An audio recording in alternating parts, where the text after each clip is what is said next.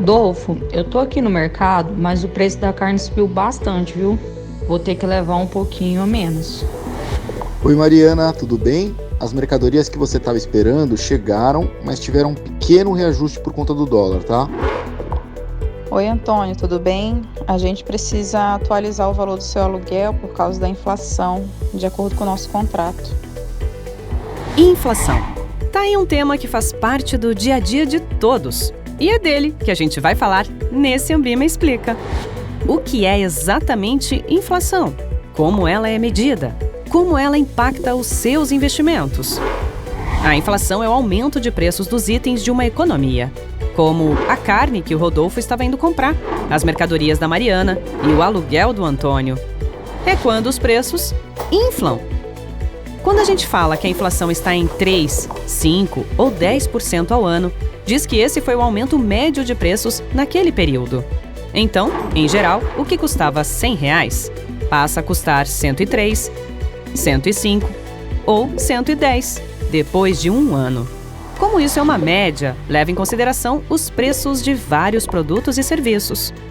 Tem a inflação dos alimentos, dos combustíveis, dos bens de consumo, do aluguel, dos serviços e várias mais. E elas são diferentes umas das outras.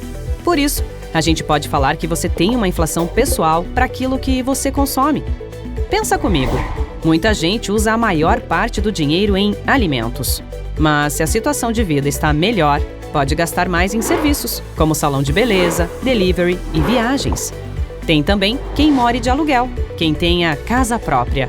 Tem gente que anda de carro, gente que vai de transporte público ou bicicleta. Cada pessoa tem um perfil de gastos específico e uma inflação específica. Até mesmo pensando de um jeito mais detalhado ainda, tem famílias que consomem mais tomate, família que consome mais queijo, mais feijão. Na verdade, até aquilo que a gente consome costuma mudar ao longo do tempo, né?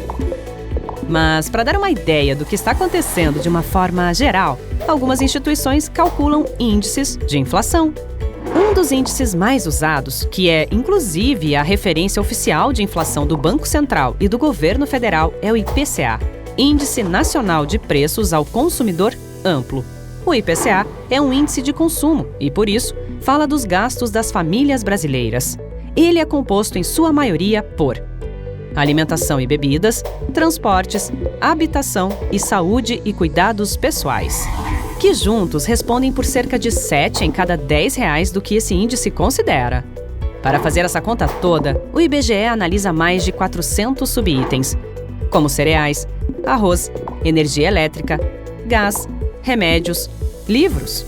Aliás, o público considerado pelo IPCA é bem abrangente e vai de quem recebe de 1 a 40 salários mínimos, considerando preços nas principais regiões metropolitanas do Brasil.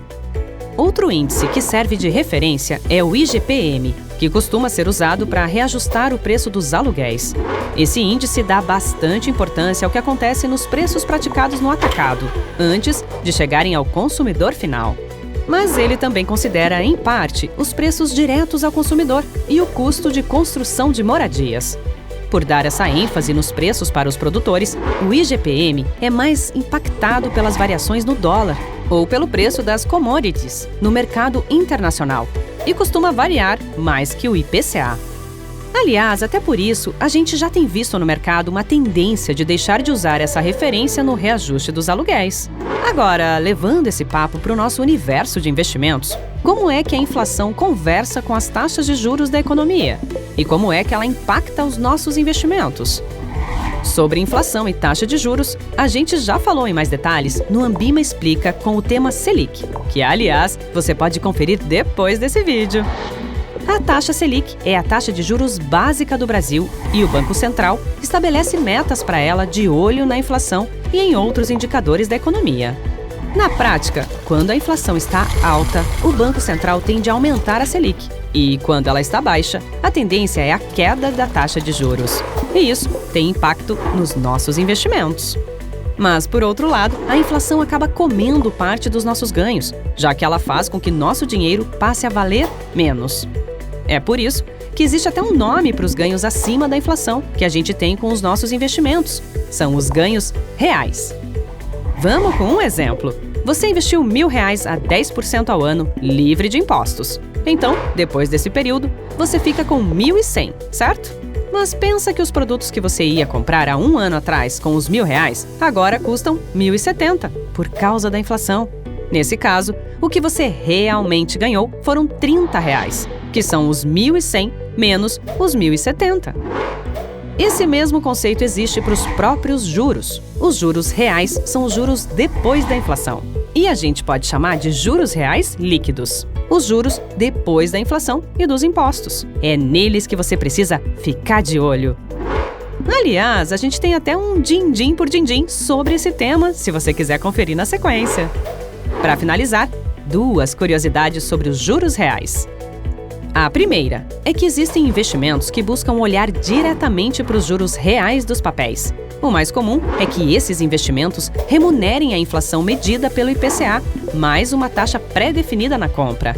Mas esse tipo de investimento pode perder valor se for vendido antes do vencimento. A gente já explicou isso em mais um Ambima Explica, que vai indicar aqui na tela. Se você pretende fazer esse tipo de investimento, vale ficar de olho nesse risco e assistir esse vídeo. A outra curiosidade é que, às vezes, a taxa de juros reais de uma economia pode até ser negativa, ou seja, a inflação fica mais alta que a taxa de juros que remunera os investimentos. É o que acontece em alguns países do mundo, normalmente nos mais desenvolvidos, e chega a acontecer no Brasil em alguns momentos. Lembra dos produtos que você ia comprar no exemplo que a gente deu lá atrás?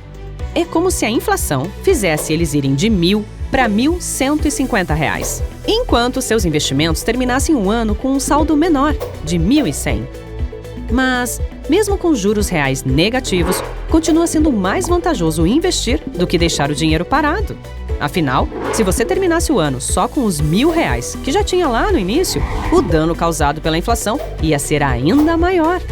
É claro que quando o cenário for assim, você também pode optar por assumir mais riscos e procurar investimentos que busquem te remunerar melhor. O que sempre vai ser importante é pesquisar bem e escolher investimentos de acordo com o seu perfil de investidor, objetivos e horizonte de investimento. E é por esse motivo que a gente está aqui sempre trazendo conteúdo novo para vocês no nosso canal. Então é isso, pessoal! Fiquem de olho na inflação e nos ganhos reais de vocês. E bons investimentos!